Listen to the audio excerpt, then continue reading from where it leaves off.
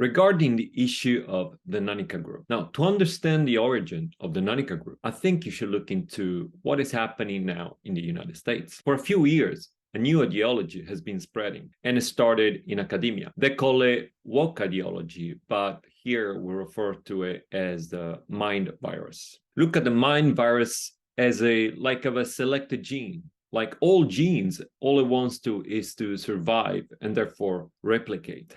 The ultimate objective of the mind virus is to infect as many organisms as possible.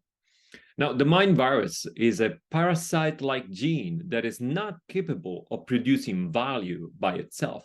Look at the Tainoe fish, for example. It needs to attach to a bigger organism in order to survive and to replicate.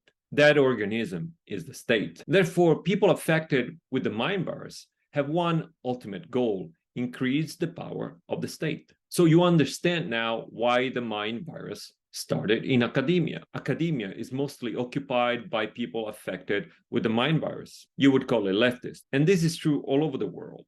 Feminist groups are born out of academia. Just look at the gender studies.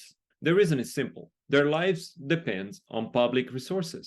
Therefore, their incentive for survival are to increase taxes and ultimately state power. The stronger the state control, the more stable their position becomes, and the more chances for survival they have. The same is true for media. As media companies have been receiving public funds for years, and as their public relation with politics is a crucial part of their job, then their incentive is to appease those who guarantee their existence, the state. You said you are looking for what is this Nanika group. I give you one hint. To spot a mind virus, ask yourself one question. How do these people survive? If the answer is they ultimately need the state, then you know the probability they are also affected with the mind virus is very high. By this logic, you can easily understand why also people who strongly advocate for climate change, for example, are also people affected with the mind virus. Who is paying their research? Ultimately, the state. Remember, to fight the mind virus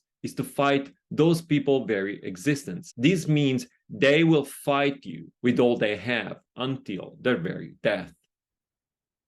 最後に, you cannot get rid of the mind virus, as is an organism just like you and me. But you can help to decrease the power they have over people's lives. To do that ultimately means to wake people up.